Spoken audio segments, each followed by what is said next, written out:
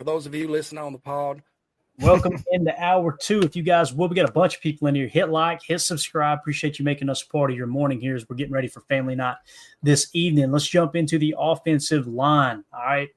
Offensive line, Jordan Morgan's versatility. It's kind of been the talk of camp so far.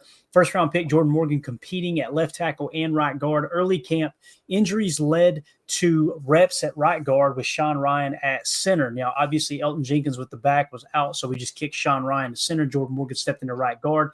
That kind of slowed down that left tackle position battle there with Rasheed Walker. Currently, it's Rasheed Walker at left tackle. He's out with the groin, all right? Morgan likely gets blindside protector reps with Jordan Love on Saturday. So you're going to look for him to be kind of your left tackle until Rasheed Walker is healthy. And I'm not saying Rasheed's line. I'm not saying the team's line. I'm just saying it's kind of weird, a little bit. Maybe it's just a hell of a coincidence that the second that Rasheed Walker kind of lets his emotions get to him and he has to run a lap, he gets into a fight in practice, this and that. He's made some comments in the media like, hey, there ain't nothing I can do about this, them not wanting to extend me.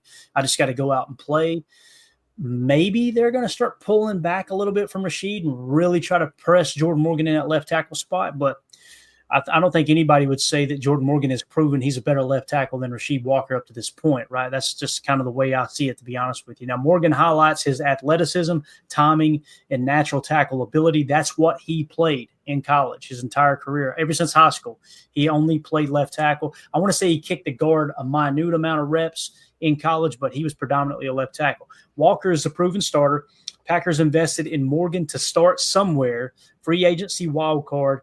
If Walker excels again, could net compensatory pick, but Morgan has a chance to prove superiority. So it's kind of like one of those things where if you want to try to get Rasheed Walker back on a cheaper contract, the best way to do that from a contractual standpoint, from front office, I'm not talking about the best five being on the field. I'm not saying Matt LaFleur or Goody would do this. But if you just say Jordan Morgan beat him out for the left tackle spot, now he's a backup, that's going to improve your chances of signing Rasheed Walker on a much cheaper deal. However, if you just let Rasheed Walker be the left tackle, probably going to pick up a third-round comp pick as he hits free agency. He will get – someone will grossly overpay for Rasheed Walker at left tackle, I promise you that. Again, if John Runyon Jr., Jacob, if he got the contract he got when he left Green Bay, Rasheed Walker going to break the bank, man. Yeah, I mentioned that last night. So even like a guy that look at Josh Myers. He went somewhere and got, I know, not necessarily a bag, but probably more than we would expect him to make. And I do, as we get closer to the season and I start seeing some of these kind of indicators, I do start thinking that, when I went in, I thought maybe the biggest trade bait kind of guy that was on our squad was Romeo. I'm starting to think that it's Walker now. And it all dictates, I believe, on whether or not Morgan or Belton or insert whoever guy here shows promise. And we mentioned it last night that we don't pay more than maybe one or two tops 3 offensive linemen.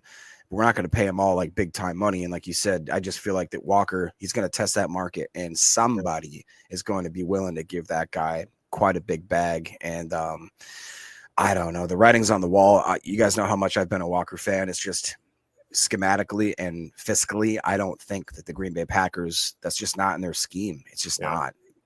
I think that's the real question, right? Is Sheed in the long-term plan, period, for this offensive line? And I think a lot of that is going to hinge on how well Jordan Morgan plays at the left tackle spot.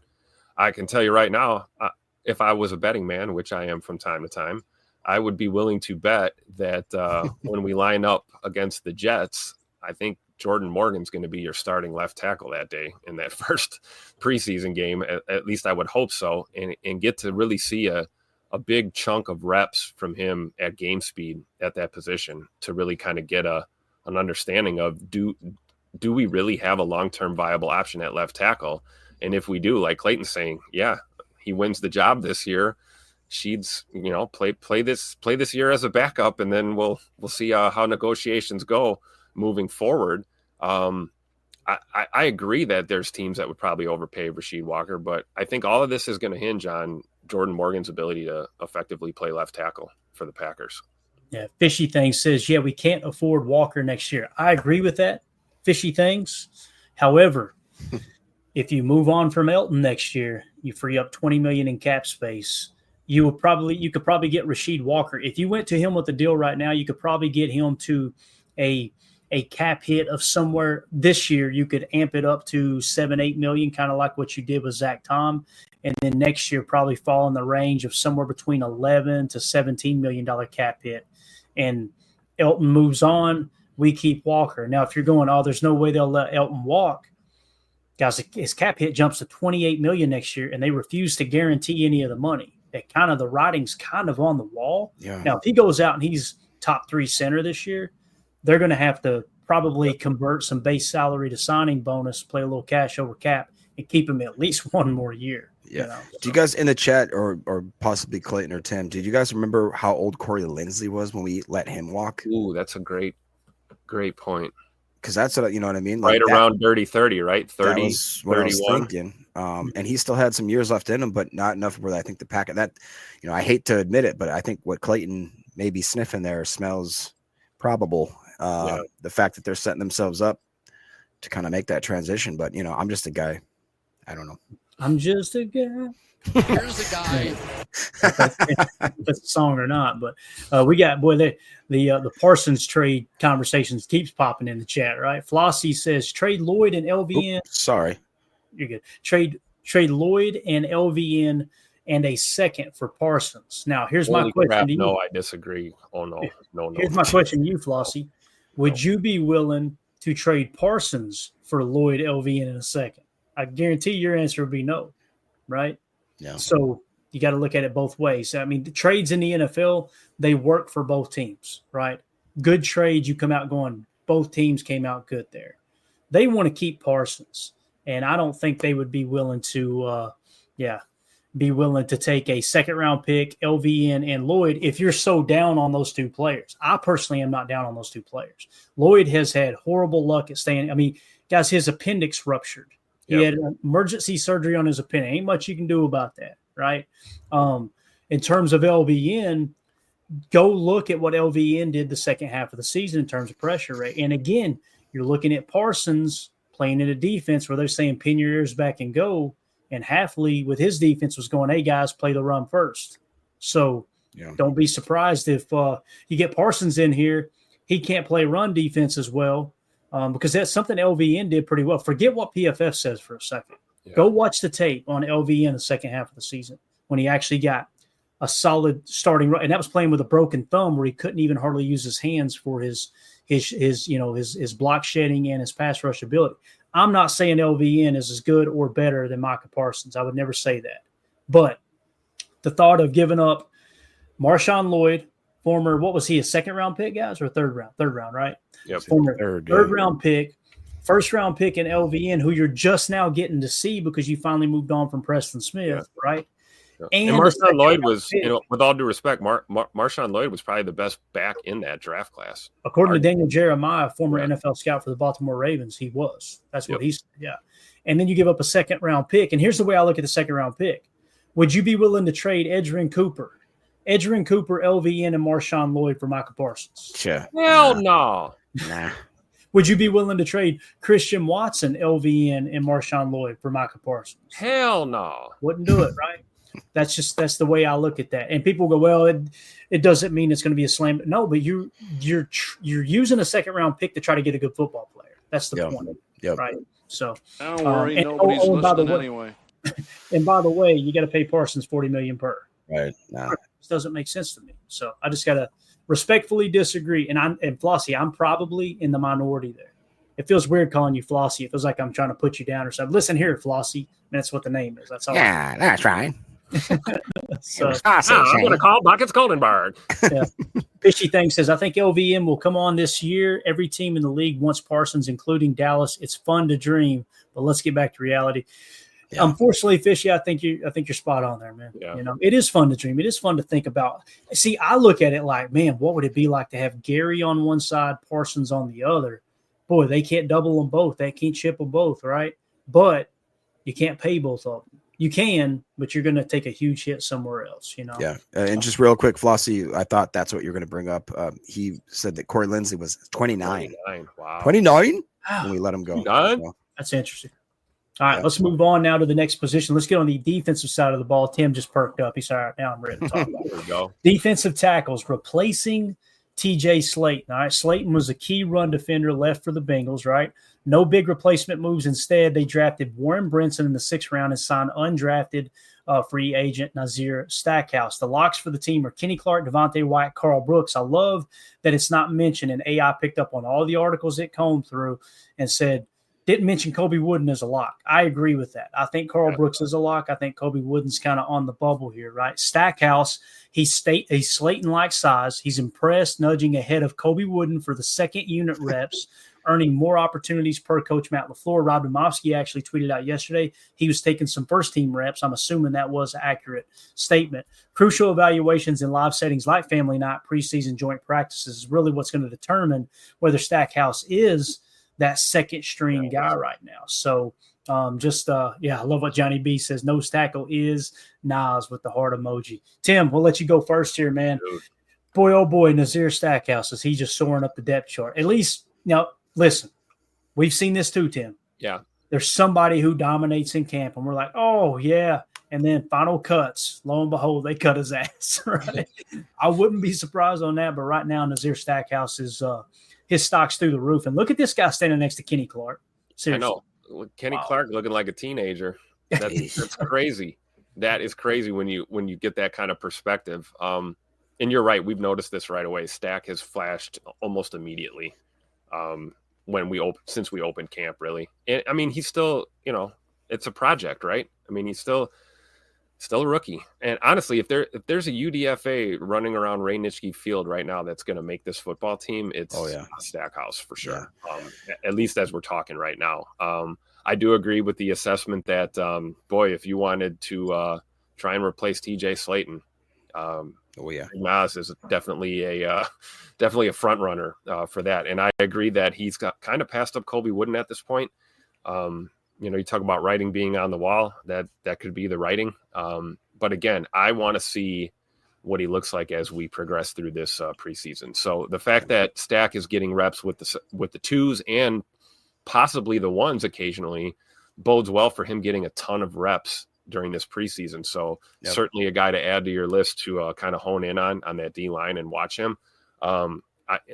Tony in the chat hits it on the head. The coaches are excited about Stackhouse. Yeah. And so is Rashawn Gary. So is Kenny Clark. These guys have taken him under their wings multiple times throughout camp. Rashawn has been leaning on Stack every single day during these drills and during, even the team exercises. They're kind of making it a point to kind of get him up to speed as quick as possible. And I think so far he's responded.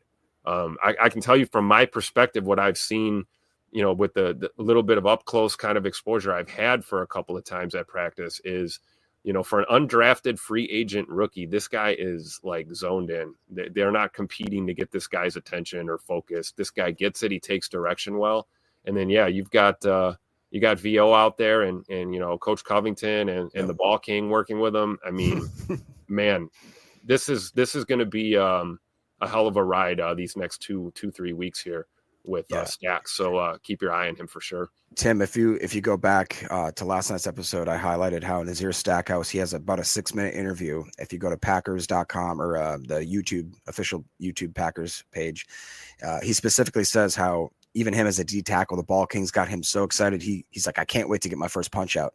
He goes, even the guys on the D line, the linebacker room, the D backs, everybody. It's I don't know if you heard, but they literally have like a fantasy football type situation where they have 3 captains. It's like Quay and Rashawn and maybe Kenny. I can't remember who the other one was. I think it's probably somebody in the DB room, but where they literally draft players. They get points for scoops, for scores, for batted balls, for sacks, all that kind of stuff. And the way that he was so excited about it, he said, I never had a coach like Ball King in a long time that actually just lets us kind of unleash the dog inside of him kind of thing. And like you said, the players that are taking him under his wing, it seems to be a testament of what type of player he is. I really did think that between him and Brinson, that Brinson had the upper hand. I would not be surprised if for whatever reason Stackhouse makes the team and Brinson's on the odd man out. And that's not any shade on Brinson. It's just that we got a pretty talented group of guys that have some draft capital in there. But if there's anybody that I think that might be one of the most intriguing battles to watch this preseason, and especially tonight, if maybe he gets some reps. We've also heard of Nazir actually breaking through like multiple times, being unblocked, and I don't know if that's a scheme issue or a break in pass protection or whatever it may be, or is it that Nazir Stackhouse has actually got a second gear in him that a lot of people kind of didn't know about. So he's sneaky quick for a big he guy. Is. He really is. And the other thing I've noticed too is a lot of time you see the big guys, they go ass over tea kettle, and it's kind of tough to keep the footing. He is so agile for his size. Yes. I mean, the guy. I mean, look at the calves on that man. Monster, dude. Good Lord, those ankles holding on for dear life, supporting all that weight.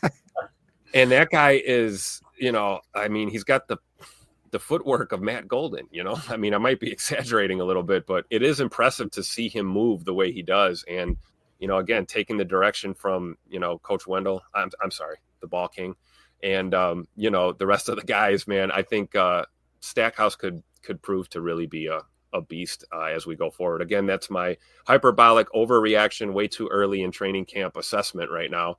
We'll see where we are at the end of August, right? Heck yeah. All right, let's move it on to the edge room here. Defensive ends, bottom of the depth chart's really going to be the story here, right? Returning is Rashawn Gary, Lucas Van Ness, Kingsley Enagbare, Brenton Cox, and Aaron Mosby. I can already tell you Aaron Mosby's the odd man out there, right? Everyone else, I'm a little lower on Kingsley Enagbare than most people are, me personally. And you guys know I was really, really excited when we drafted him. I had a pretty high draft grade on him. There was two full rounds went by in the draft that I was going, Enagbare is the best player on the board. Enagbare is the best player on the board. Much like Nazir Stackhouse, he was a guy that was highly touted going into his last college season, and for whatever reason, his stock dropped. But here are the additions, right? You got fourth rounder Barron Sorrell. All right, you've got fifth rounder Colin Oliver. Now he's dealing with a hamstring injury right now. Hasn't practiced since the draft. It's starting to feel like he's probably going to start the season on IR. Would be the route I would go because he's got to get caught up. You know what I mean? So maybe you let him sit out the first 4 weeks of the season and let these guys that's been competing in camp. They kind of got a little momentum. That'd be a way that you could finagle the final 53. Now the starters are obviously Gary and Van Ness. Enagbare second team snaps split with Cox and Sorrell. All right. Oliver's running out of time to earn early season role. That's how I see that in the edge defensive room there. By the way, LVN, he's looking like a monster, boys. Look at Barron Sorrell next to him too, man. Sorrell is what I'm probably most excited about out of anybody in the edge room. And you guys know I'm a big Gary fan. To me, it feels like Mosby would be the odd man out if you carry four, right? And you would probably have Colin Oliver. Actually, no, I don't know, man. Y'all think Enigbare's on the bubble here? Or am I the only one? You read my mind because I was thinking to myself, I love me some JJ Enagbare. Don't get me wrong, but I am looking forward to Brenton Cox Jr. swapping spots with him and getting more of those reps this year. I mean, this could finally be the year we've been all been waiting for. With Brenton Cox Jr., man, this could be a breakout season for him. I really believe that. Yeah, and I like what Ed Madden says here, Jacob. Rashawn Gary, LVN, Cox, Sorrell, and Oliver when he's healthy, right? Yep. But until Oliver's healthy, how do we see this, man? And I'll pull up the depth chart for you. You can get a real good look at it. This is an updated depth chart according to our labs, too. Yeah, I mean, I mimic some of the guys in the chat here where I mentioned it, I believe, last night where Enagbare had that unfortunate injury, and for whatever reason, he did not feel comfortable when he came back. He even admitted it multiple times in press conferences where he just didn't feel like he trusted that knee. I think Emilio touched on the fact that, he went through a major injury like that. It's kind of, if you get in your own head about whether or not you're healthy, and apparently, if I remember correctly, the doctors were like, you're good to go, man. And he just didn't trust it. And it was the thing where if you get in your own head, I mean, that's tough to overcome. You talk my knee. Exactly. I would never root against a Packer. I'm not rooting against Kingsley in any sort of way. I really do appreciate what he's done for this team. I just, again, if we're looking at writing on the wall, I think Ed Madden's got it probably locked in the sights the right way. It's RG, LVN, Cox, Sorrell, and then I have a lot of hope for Colin Oliver. I hope he can get that hamstring issue worked out. And, even guys like Aaron Mosby, I really do feel like deserve a shot. Even guys like, Desmond Alexander. I think, Tim, you saw him flash in certain parts of camp, right? So like we like most positions, tip your hat to Goody and to Matt and to the scouting crew. We've got options. And, I got to tip my hat to my wife. She's the one who picked up on Desmond Alexander. I got to be honest. I'm focusing one direction and she's tapping me on the shoulder. Like this Alexander guy is just a monster. And you love it, man. You got a competitive room across the board, really, on the especially on the defensive side of the ball. We talked about the rooms we have on the offensive side of the ball. My goodness, look at our edge room and our D-line room. I mean, this is going to bode well for us. But I agree. Mosby is a guy you root for, but there's just a lot of talent here, a lot of young talent on this team, and it's going to really be tough. But I do agree with Chris N here in the chat, man. Maybe Enigbare is 1 foot in, 1 foot out. We don't know at this point, but I could see that being a possibility. I really could. It's funny too, because like we look at the edge room and go, man, this edge room looking pretty good. They're pretty stacked. And you heard people last year talk like the edge room was just horrible. And It is funny how the goalposts continue to get moved. I was listening to a live stream the other day, and I did take a little shot at ESPN Milwaukee today. Am I the only one that ESPN Milwaukee just irks the hell out of? Like it drives me insane what they cover. Like Packer fans are at an all-time high right now in optimism. We're looking up going, man, this team is ready to take another step, and they're still young, and we're all getting fired up for family night. And they tweet a video about the Brett Favre fallout. Don't worry, nobody's listening anyway. What the hell? Like how – it's no wonder that at 2 o'clock in the afternoon, I go, let's see what ESPN Milwaukee's doing on YouTube. I click on it, and they got 6 viewers. Yep. I'm like, when are we going to – you had somebody 2 weeks ago say that Brian Gutekunst is not interested in winning a Super Bowl because they're ready to move on from Jair Allen. Look, you a crackhead. Got hold to the wrong stuff. There you go.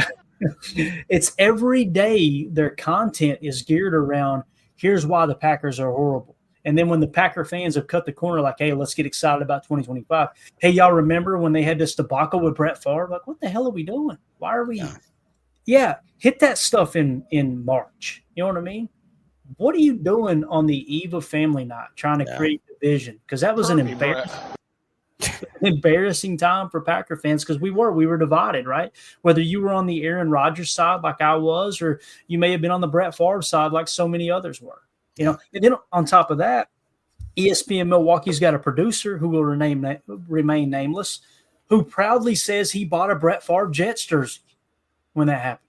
And I'm like, what the hell are you people trying to do? It's an odd pessimistic. It's an odd pessimistic sort of like click grab. Yeah. Which is like, that's not the type of fan base we have here, man. Read the room. Yeah, exactly. Perfectly said, Jacob. Read the room. So anyway, I'm going to get off my soapbox. Other than the moving the goalposts, this guy will remain nameless as well. But he was on the show the other day, and they were, it was this pass rush is horrible. This is the evolution of the whole situation last year. The pass rush is horrible. Well, we finished 8th in sacks and number 2 in run defense, right?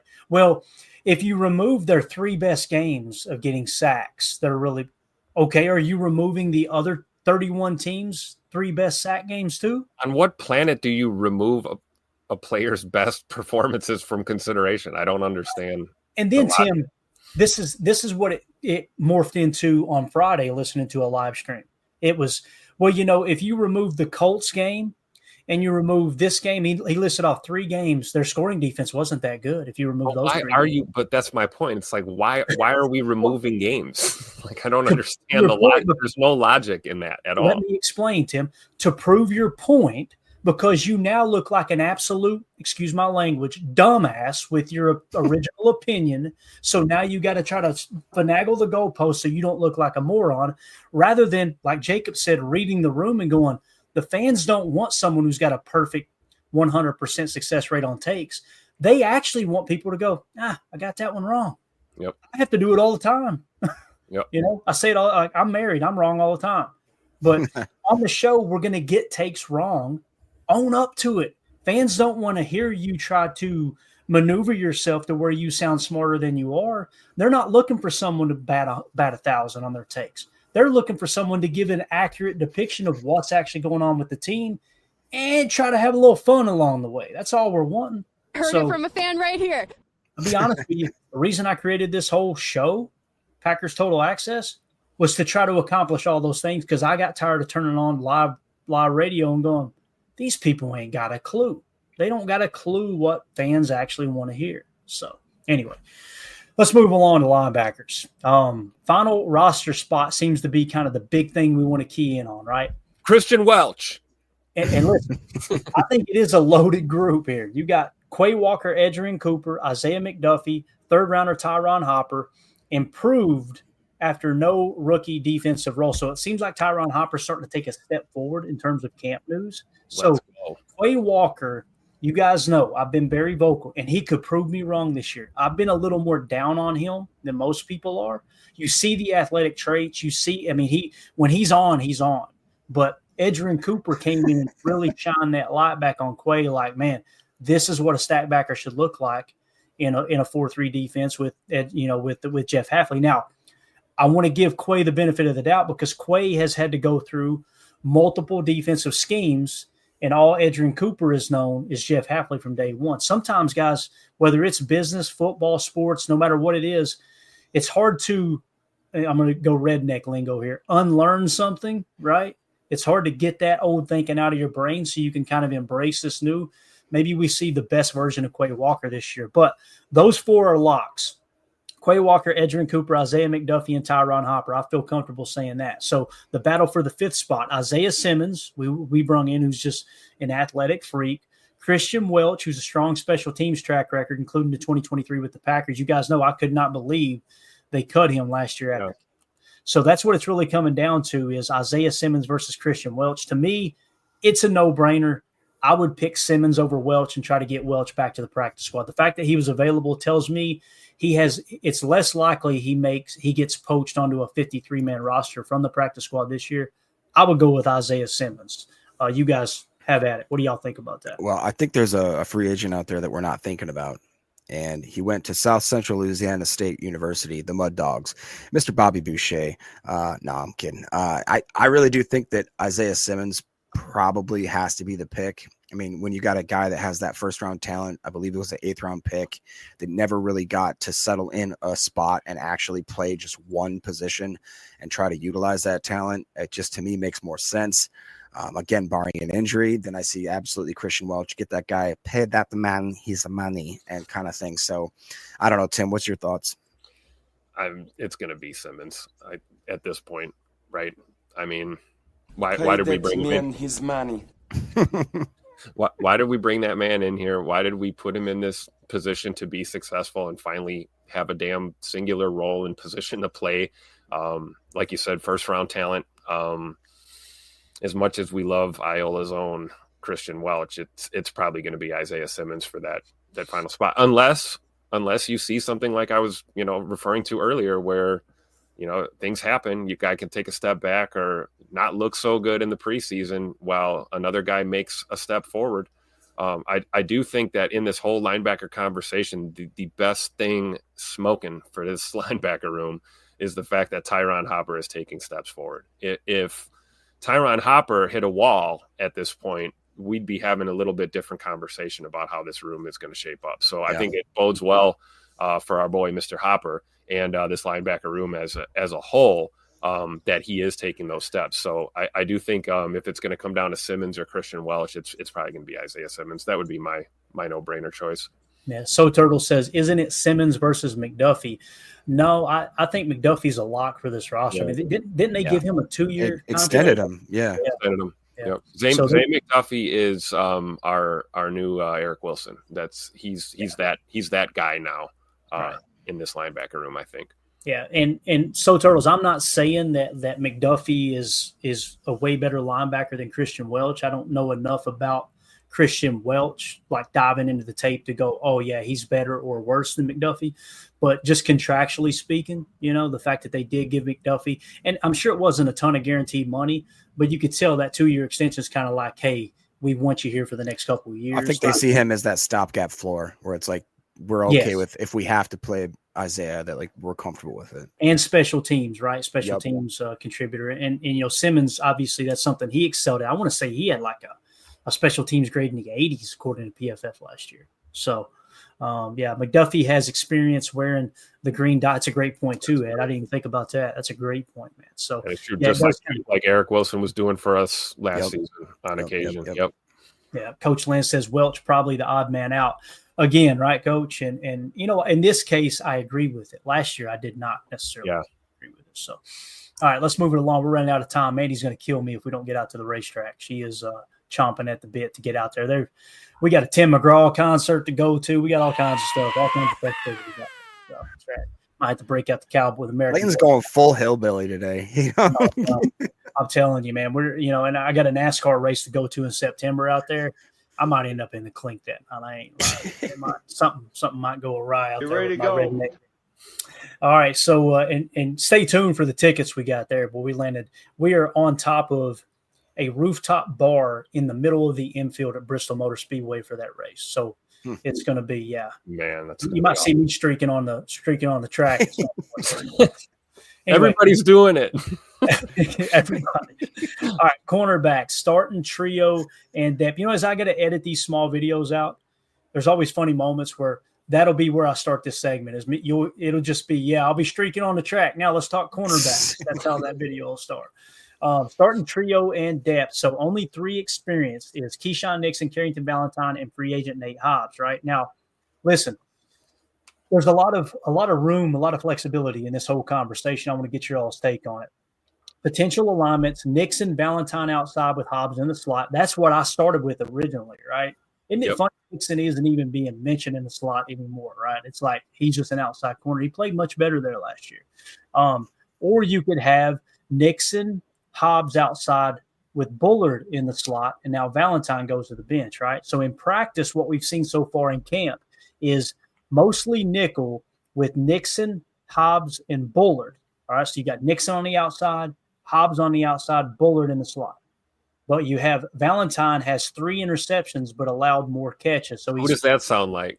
Yeah, it does, right? That remind you of anyone who used to play corner in Green Bay? I'm telling you, man, it's like Valentine is kind of cut from that Jair cloth, isn't he?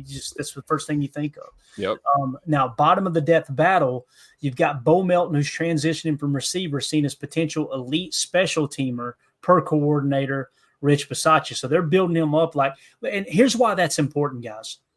The reason you start to think, okay, Bo Melton probably going to make the roster is if they were going to try to sneak him onto the practice squad, Rich Bisaccia would not be in press conferences going, oh, he's an elite special teams player.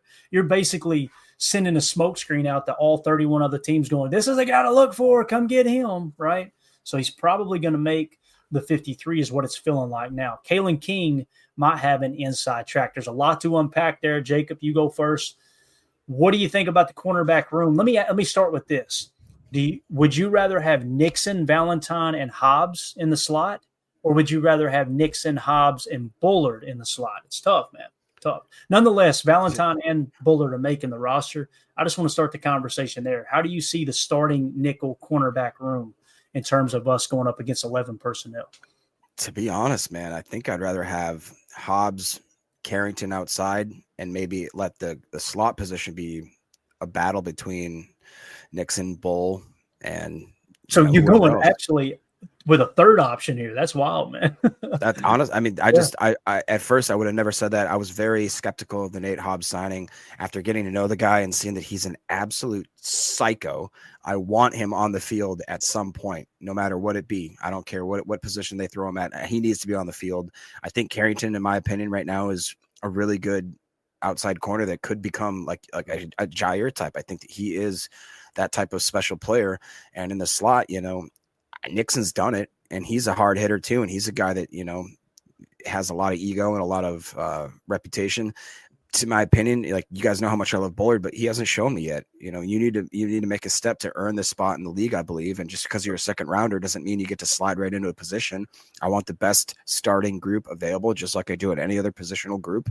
I think that the safety group is a hard one to crack with how good Echt is. And in my opinion, Evan Williams deserves that other spot. So it's a great problem to have. Again, the fact that maybe we go into more of a dime set more often. If people try to stretch us that way, then okay, fine. Then we've got a lot of extra talent in that back end of the cornerback room. And it is crazy to talk about those guys and not even to mention a guy like Bo Melton, that he still could make the team as a 4th or 5th type cornerback. it's interesting to say the least. And I'm not going to sit here. If I had to be a betting man, I would not bet a dime on this because it's just there's too many variables up in the air right now. I think it's a great point. What So Turtle says here in the chat, Tim, so many interchangeable options, and we'll just kind of tie both of these segments in together because really the thing to watch at safety is Javon Bullard versus Evan Williams. So you got Javon Bullard competing for the slot spot, and then you've also got him competing against Evan Williams. Now, I think Evan Williams is the man for that job. Don't get me wrong, but it is nice what So Turtle says here. Boy, oh boy, do you have depth in all different directions in the DB room. You know, if you carry 10 overall, you feel good about Bull being able to play a little safety. He's better in the slot, in my opinion, really good against the run out of the slot. And that's another key factor in how you jumped to second in run defense last year under Happy. Yeah, I agree. Clip this one for the TikTok boys and girls. There is no freaking scenario in my mind that Carrington Valentine's not on that damn football field. That is an absolute playmaker. He is there is a reason why, he might bust a coverage, but boy, is he going to get his hands on that football and make plays for you. You heard it from a fan right here. You need a guy like that in your secondary, and you've got some absolute dogs in Nate Hobbs and Keyshawn Nixon. I love that scenario, Jacob. Yeah, give me CV and Keyshawn out there and Hobbs in the slot. Hell, kick Keyshawn back to the slot if Hobbs is looking on the outside. And when it comes to the Bullard conversation, you saying Javon's got things to prove. I agree. I think he has more to prove as a safety in the NFL than he does as a slot corner. I think he's great as a slot corner. So the interchangeable options are great. But if you're asking me, do we take CV off the field, to put Bullard out there? Maybe. Isn't it? I would rather see that. To me, this is the year. You gotta cut Carrington Valentine loose and let this kid just play his game. Yeah. Let him take that step. And I'm willing to bet he's a guy that is not going to sink. He's going to swim and he's going to excel.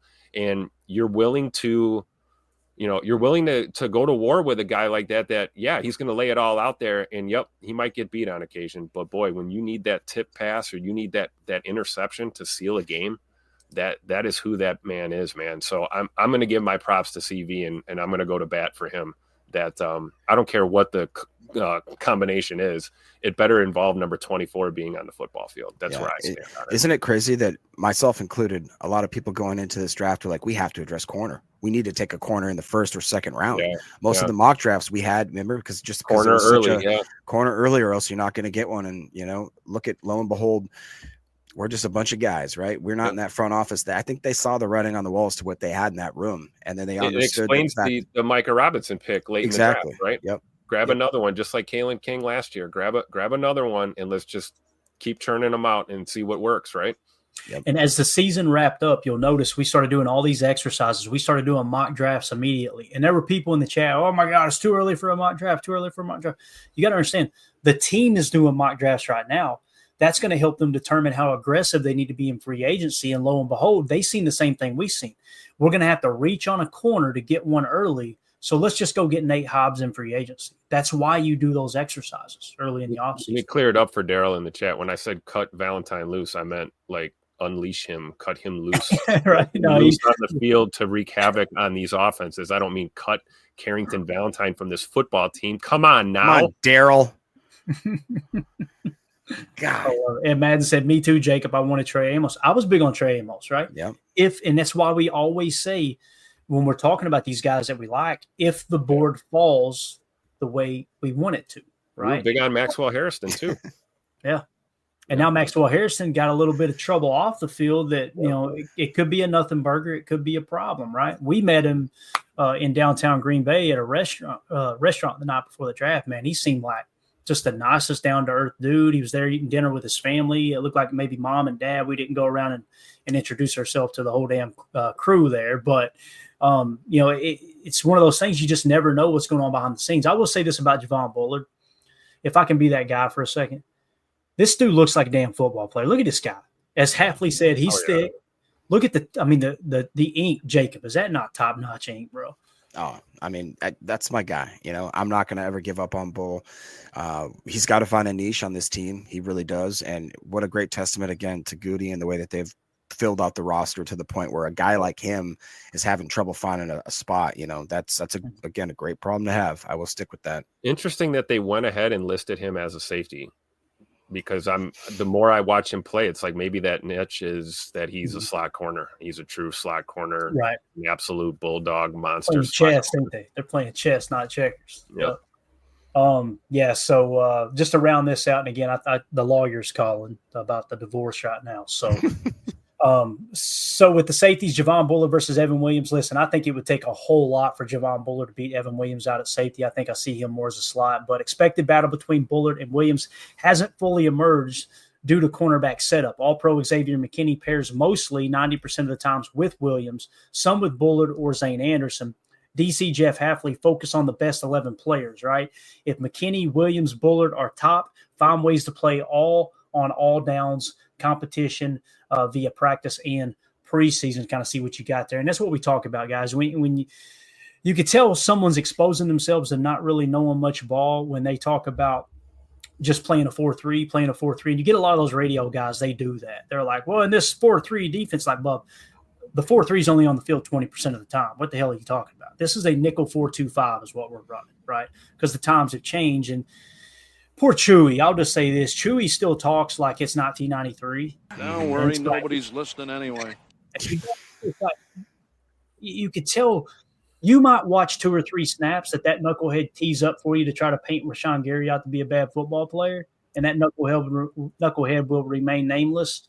But if you actually sit down and watch every snap and go to the All-22 and watch every snap, you'll go, they're not playing much 4-3, are they? It's that simple. Get with the times or stop calling for people's jobs. That's all I ask. Is like, that's the thing that bothers me is when they come at a player like, oh, he ain't worth his salt. They need to get him off the team. How many snaps you want? I watched 6 snaps. What the hell are we doing? You don't even know who's on the field. Yeah. So anyway, and again, the fan base, I feel like we know what's going on, you know, like it's a shame that the professionals and some former players, it's like, how do you not know that the nickel 4-2-5 is on the field the majority of the time? What are you talking about? That's my job. Exactly. So I still have listened to commentators, they're talking about how Romeo Dubes, and I'm like, you don't know what you're talking, and making a definitive statement about Romeo or the Packers, right. And I'm like, you don't even. I just caught the ball. Yeah, this Dubs guy. That's the other thing too. ESPN Milwaukee, and it was one of their producers behind the scenes that you could tell he hasn't played a snap of football in his entire 123% Caucasian life. And this dude is literally on the radio calling Romeo Doubs. What was it he said? I think he's a coward. That's what he said when he laid out I want to say a word and I'll get in trouble. You would not dare look Romeo Doubs in the face and go, you're a coward. You wouldn't do it. My man from BTS. That's exactly what that would be, right? And it bothers me when people hide behind the microphone with that stuff. And listen, I know there's some people that don't like Christian Watson's dad and how he approaches social media. Who are you or me or anyone else to tell a grown man how to approach social media? I do know this. 90% of those guys talking trash to Christian Watson's dad on Twitter wouldn't say it to the hitman's face. There ain't no 2 ways about that. No way in hell. Yep. No way. And that goes for the radio guys. Wish like a grape, buddy. They wouldn't even try. And that's why, like, when we approach, the way we try to approach this particular program is if you wouldn't say it to somebody's face, don't say it into this microphone. Don't be a chicken crate. Don't, you know what I mean? Don't be that. Criticize play, not player, right? Yeah. And again, if you wouldn't say it to their face, don't say it in the mic. It's that simple. So, all right, we're out of here, guys. I don't know what I'm going to say to my wife when I get downstairs. It's going to be bad. But appreciate everybody hanging out with us. We'll be back tomorrow morning. I'll probably put some kind of live stream out a little bit early, but we'll definitely be going live tomorrow night, 6:30 p.m. Central Time. We're going to give y'all a full recap of everything that happened in Family Night. So you guys enjoy that this evening. I'm going to get a stream up for tomorrow. And I know sometimes people ask, hey, can you create a stream so we can chat in here during the game, during whatever? We'll have that stream available probably within the next hour. So you guys can hop in here if you want to and just chat it up during Family Night. And then when we get ready to go live, all that chat should be in there. so we can kind of see some of your all's comments and piggyback off that and all that good stuff. So before we get out of here, if y'all would hit like, hit subscribe. If this was your first time tuning into PTA, we appreciate y'all hanging out with us here on this glorious Saturday, August the 2nd. We got family night tonight. We got preseason football next week. It's an exciting time. Also, check out our Patreon group, patreon.com/Packer Fan Total Access for additional content. And it's just a good way to support the show. So either be a member on YouTube or a member in our Patreon group. You'll be entered into the giveaway we're going to do tomorrow evening for the autographed rookie Luke Musgrave card. Everybody have a wonderful day. Be safe if you're going to family night, and God bless.